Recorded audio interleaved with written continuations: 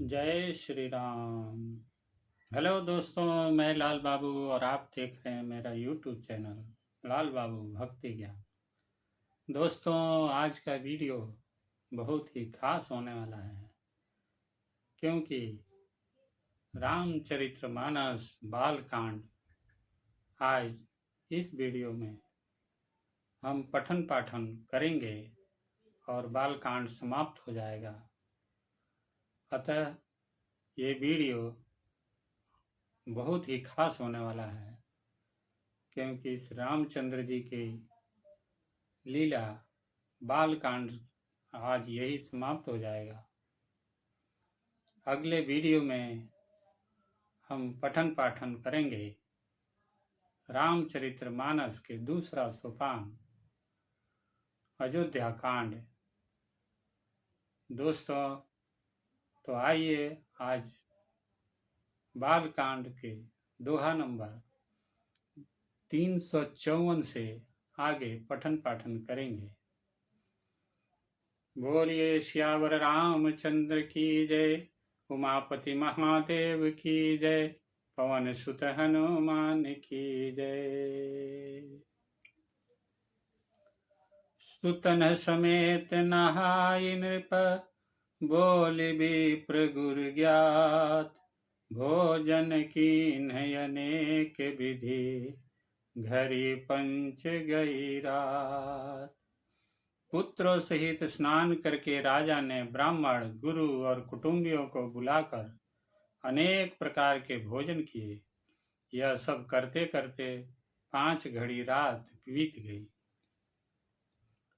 मंगल गान करहि बर भामिनी, भय सुख मूल मनोहर जामिनी, अचई पान सब काहू पाए, सृग सुगंध भूषित छवि छाए। सुंदर स्त्रियां मंगल गान कर रही हैं। वह रात्रि सुख की मूल और मनोहारिणी हो गई। सबने आचमन करके पान खाए और फूलों की माला, सुगंधित द्रव्य आदि से विभूषित होकर सब शोभा से छा गए। राम ही देखि रजायसु पाई, निज निज भवन चले सिर नाई, प्रेम प्रमोद विनोद बढ़ाई, समहु समाज मनोहरताई। श्री रामचंद्र जी को देखकर और आज्ञा पाकर सब सिर नवाकर अपने अपने घर को चले। वहां के प्रेम, आनंद, विनोद, महत्व, सब समय, समाज और मनोहरता को कही न सकहि सत सारद सेसु, वेद विरंच महेश गणेशु, सो मैं कहूँ कवन विधि बरनी, भूमि नाग सिर धरई की धरनी। सैकड़ों सरस्वती, शेष, वेद, ब्रह्मा, महादेव जी और गणेश जी भी नहीं कह सकते। फिर भला मैं उसे किस प्रकार से बखान कर कहूँ? कहीं केचुआ भी धरती को सिर पर ले सकता है? नृप सब भात सबहि सन्मानी, कही मृदु बचन बुलाए रानी, बधू लरिकनी पर घर आई, राख्यो नयन पलक की नाई। राजा ने सबका सब प्रकार से सम्मान करके कोमल वचन कहकर रानियों को बुलाया और कहा, बहुएं अभी बच्ची है, पराए घर आई हैं, इनको इस तरह से रखना जैसे नेत्रों को पलकें रखती है। जैसे पलकें नेत्रों की सब प्रकार से रक्षा करती हैं और उन्हें सुख पहुंचाती है, वैसे ही इनको सुख पहुंचाना। लरिका श्रमित उनीद बस, शयन करावहु जाय, हस कहि गे विश्राम गृह, राम चरण चितुलाई। लड़के थके हुए नींद के बस हो रहे हैं, इन्हें ले जाकर शयन कराओ। ऐसा कहकर राजा श्री रामचंद्र जी के चरणों में मन लगाकर विश्राम भवन में चले गए। भूप बचन सुनि सहज सुआये, सरित जनक मनि पलंग डसाये। सुभग सुरभि पय फेन समाना, कोमल कलित सुपेति नाना। राजा के स्वभाव से ही सुंदर वचन सुनकर रानियों ने मड़ियों से जड़े सुवर्ण के पलंग बिछवाए, गद्दों पर गौ के दूध के फेन के समान सुंदर एवं कोमल अनेकों सफेद चादरें बिछाई। उपबरहन बरि बरनि न जाहि, सृग सुगंध मणि मंदिर माहि। रतन दीप सुठी चारु चंदोवा, कहत न बनई जान जेहि जोवा। सुंदर तकियों का वर्णन नहीं किया जा सकता। मड़ियों के मंदिर में फूलों की मालाएं और सुगंध द्रव्य सजे हैं। सुंदर रत्नों के दीपकों और सुंदर चंदोवे की शोभा कहते नहीं बनती। जिसने उन्हें देखा हो वही जान सकता है। सेज रुचिर रचि राम उठाए, प्रेम समेत पलंग पौढ़ाए। आज्ञा पुनि पुनि भाई न दीनी, निज निज सेज शयन तिन कीनी। इस प्रकार सुंदर सैया सजाकर माताओं ने श्री रामचंद्र जी को उठाया और प्रेम सहित पलंग पर पौढ़ाया। श्री राम जी ने बार बार भाइयों को आज्ञा दी, तब वे भी अपनी अपनी सैयाओं पर सो गए। देखि श्याम मृदु मंजुल गाता, कहीं सप्रेम बचन सब माता। मारग जात भयावनि भारी, केहि विदितात ताड़का मारी। श्री राम जी के सांवले सुंदर कोमल अंगों को देखकर सब माताएं प्रेम सहित वचन कह रही हैं। हे तात, मार्ग में जाते हुए तुमने बड़ी भयावनी ताड़का राक्षसी को किस प्रकार से मारा। घोर निशाचर बिकट भट समर, गनई नहीं काहू। मारे सहित सहाय किमी, खल मारीच सुबाहु।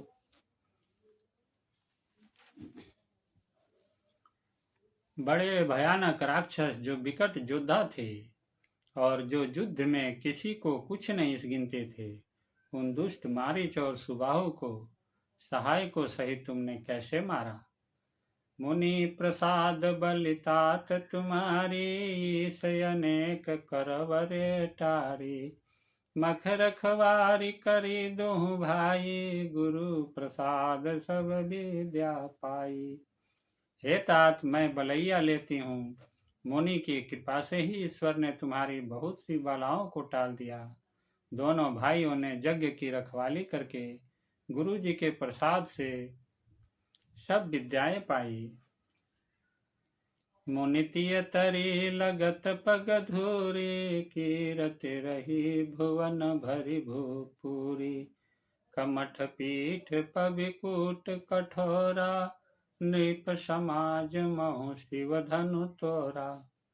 चरणों की धूली लगते ही मुनि पत्नी अहिल्या तर गई। विश्व भर में यह कीर्ति पूर्ण रीति से व्याप्त हो गई। कच्छप की पीठ वज्र और पर्वत से भी कठोर शिव जी के धनुष को राजाओं के समाज में तुमने तोड़ दिया।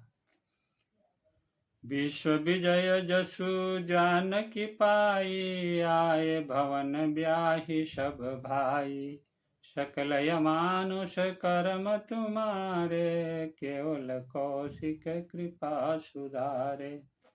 विश्व विजय के जस और जानकी को पाया और सब भाइयों को ब्याह कर घर आए। तुम्हारे सभी कर्म अमानुषी है, मनुष्य की शक्ति के बाहर है, जिन्हें केवल विश्वामित्र जी की कृपा ने सुधारा है, संपन्न किया है। आज सुफल जग जन्मो हमारा, देखी तात विधु बदन तुम्हारा। जे दिन गए तुम्हें बिनु देखे, ते बिरंच जनि पारहि लेखे। हे तात, तुम्हारा चंद्रमुख देखकर आज हमारा जगत में जन्म लेना सफल हुआ। तुमको बिना देखे जो दिन बीते हैं, उनको ब्रह्मा गिनती में न लावे, हमारी आयु में शामिल न करे।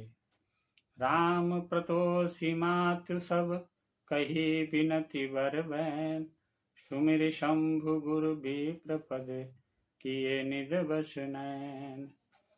विनय भरे उत्तम वचन कहकर श्री रामचंद्र जी ने सब माताओं को संतुष्ट किया।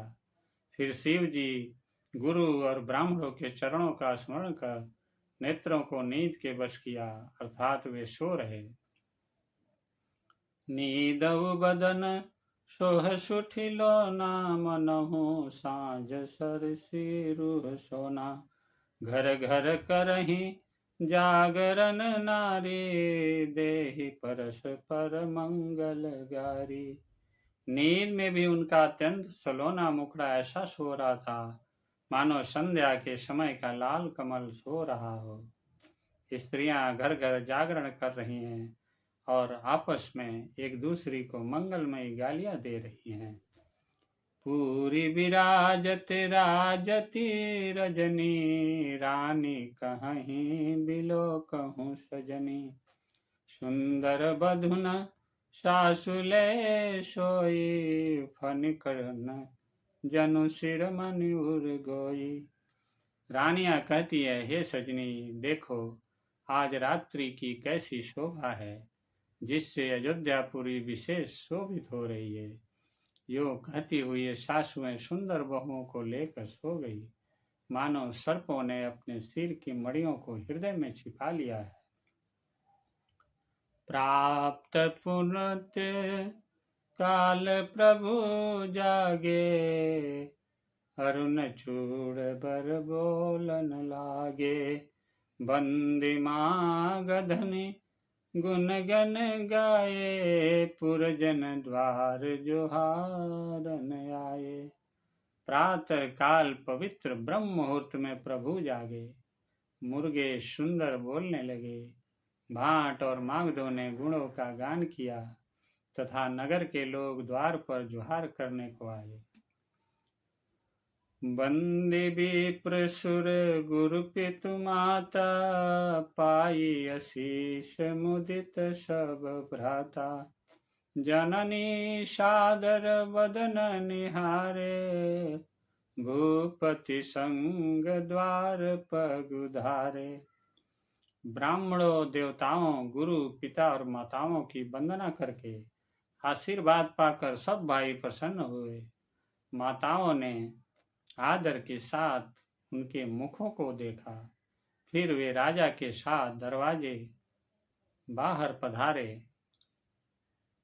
कीनि सोच सब सहज सुचि, सरित पुनीत नहाय, प्रात क्रिया करि तात पही, आए चारिउ भाई।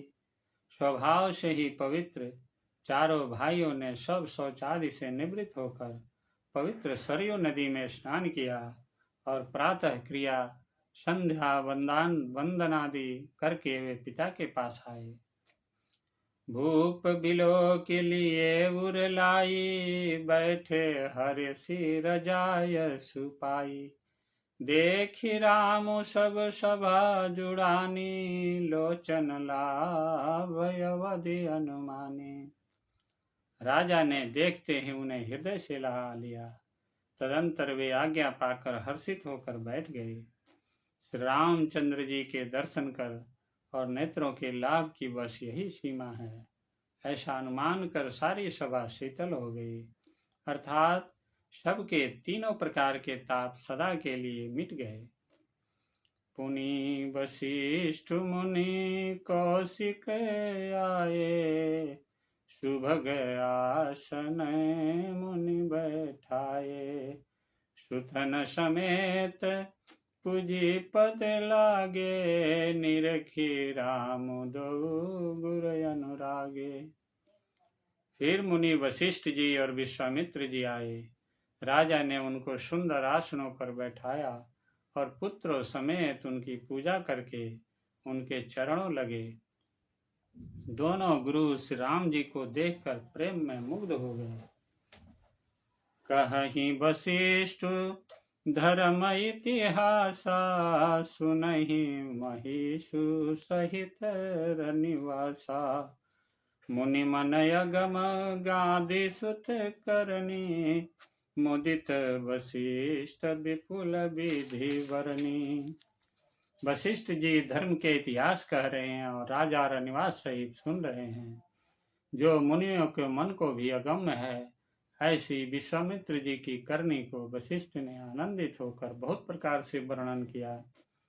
बोले वामदेव सब साचे, कीरति कलित लोक तिहु माची। सुनी आनंद भयउ सब काहू, राम लखन उर अधिक उछाहू। वामदेव जी बोले, ये सब बातें सत्य है। विश्वामित्र जी की सुंदर कीर्ति तीनों लोकों में छाई हुई है। यह सुनकर सब किसी को आनंद हुआ। राम लक्ष्मण के हृदय में अधिक उत्साह हुआ। मंगल मोद उछाह नित, जाहि दिवस यही भार। उमगी अवध आनंद भरी, अधिक अधिक अधिकार। नित्य ही मंगल आनंद और उत्सव होते हैं। इस तरह आनंद में दिन बीतते जाते हैं। अयोध्या आनंद से भरकर उमड़ पड़ी। आनंद की अधिकता अधिक अधिक बढ़ती ही जा रही है। सुदिन शोधि कल कंकन छोरे, मंगल मोद विनोदन थोरे। नित नव सुख सुर देखी सिहाही, अवध जन्म जाचहि विधि पाही। अच्छा दिन शुभ मुहूर्त शोध कर सुंदर कंकण खोले गए। मंगल आनंद और विनोद कुछ कम नहीं हुए, अर्थात बहुत हुए। इस प्रकार नित्य नए सुख को देखकर देवता सिहाते हैं और अयोध्या में जन्म पाने के लिए ब्रह्मा जी से याचना करते हैं। विश्वामित्र चलन नित चहि, राम सप्रेम विनय बस रहहि। दिन दिन सय गुण भूपति भाऊ, देखी सराह महामुनि राऊ। विश्वामित्र जी नित्य ही चलना अपना आश्रम जाना चाहते हैं, पर रामचंद्र जी के स्नेह और विनय बस रह जाते हैं। दिनों दिन राजा का सौगुना भाव प्रेम देखकर महामुनिराज विश्वामित्र जी उनकी सराहना करते हैं। मांगत विदा राव अनुरागे, सूतन समेत ठाड़ भे आगे। नाथ सकल संपदा तुम्हारी, मैं सेवकु समेत सूत नारी। अंत में जब विश्वामित्र जी ने विदा मांगी, तब राजा प्रेम मग्न हो गए और पुत्रों सहित आगे खड़े हो गए। वे बोले, हे नाथ, यह सारी संपदा आपकी ही है। मैं तो स्त्री पुत्रों सहित सब आपका सेवक हूँ। करब सदा लरिकन पर छोहु, दर्शन देत रहब मुनि मोहु। अस कहि राव सहित सुत रानी, परउ चरण मुख आवन बानी। हे मुनि, लड़कों पर सदा स्नेह करते रहिएगा और मुझे भी दर्शन देते रहिएगा।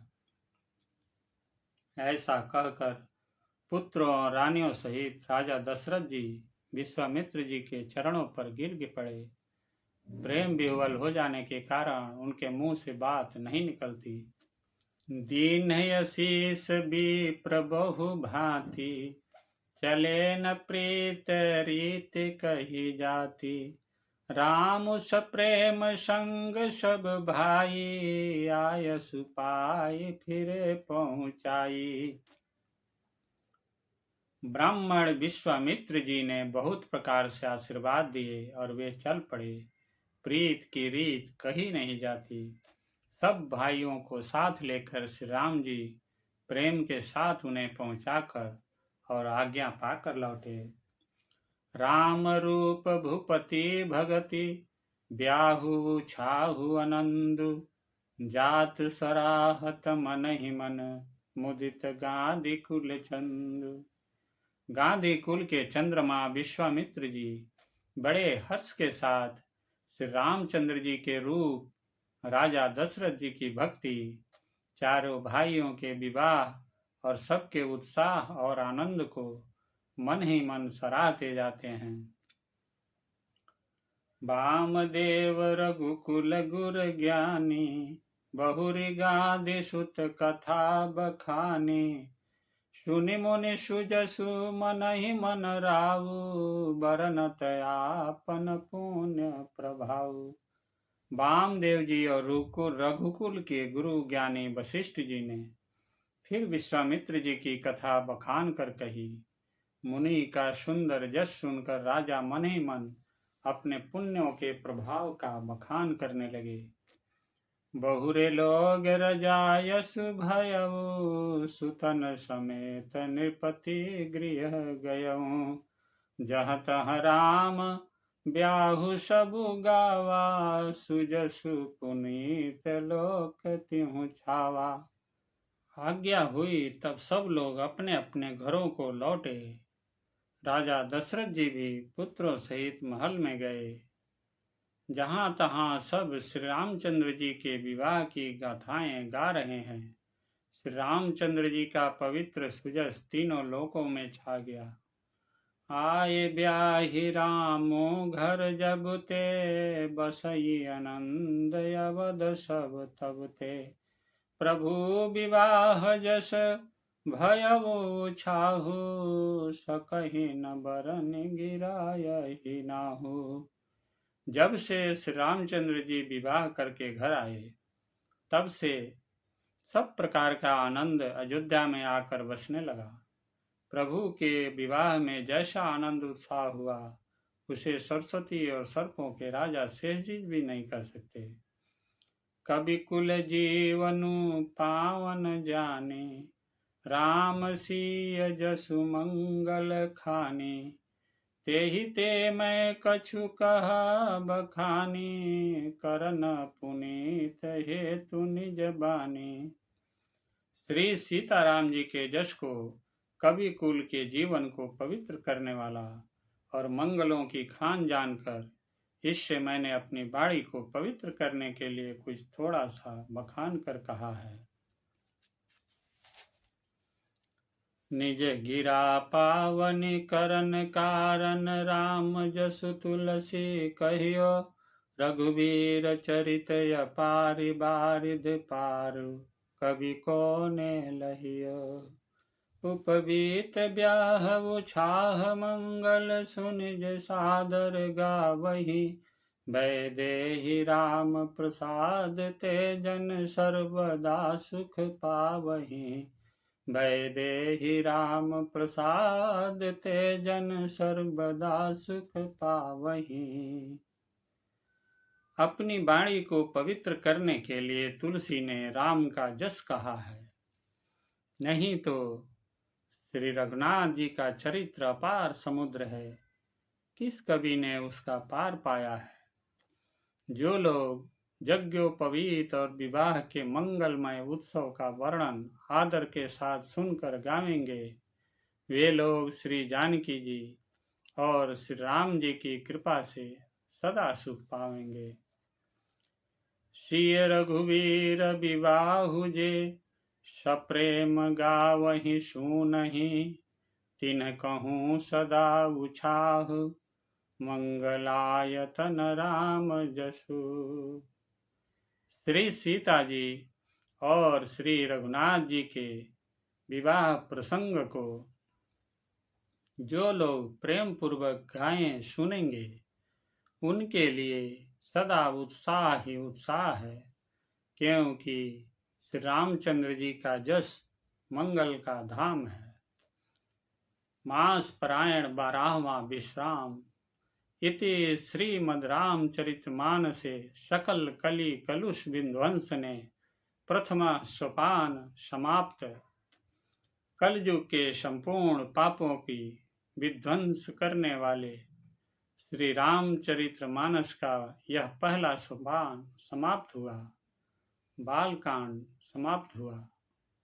दोस्तों, हमने श्री रामचरितमानस के बालकांड का यथारूप पठन पाठन किया है। आप लोगों का सहयोग बहुत ही सराहनीय है। मैं उम्मीद करता हूँ कि यह वीडियो आप सभी को पसंद आया होगा। दोस्तों, हमारा उद्देश्य है कि जैसा श्री रामचरितमानस में लिखा है तुलसीदास जी ने, अक्षरशः उसी का पठन पाठन करें। दोस्तों, बालकांड का हमने संपूर्ण पठन पाठन कर लिया है। अगले वीडियो में हम दूसरा सोपान अयोध्या कांड का पठन पाठन करेंगे। तब तक के लिए जय श्री राम। दोस्तों, आपसे नम्र निवेदन है कि आप इस चैनल को सब्सक्राइब कर लीजिए, लाइक कीजिए और शेयर जरूर कीजिएगा। आप सभी को बहुत बहुत धन्यवाद। आप सभी ने मेरे चैनल को सराहा है, इसके लिए बहुत बहुत धन्यवाद। बोलिए सियावर रामचंद्र की जय।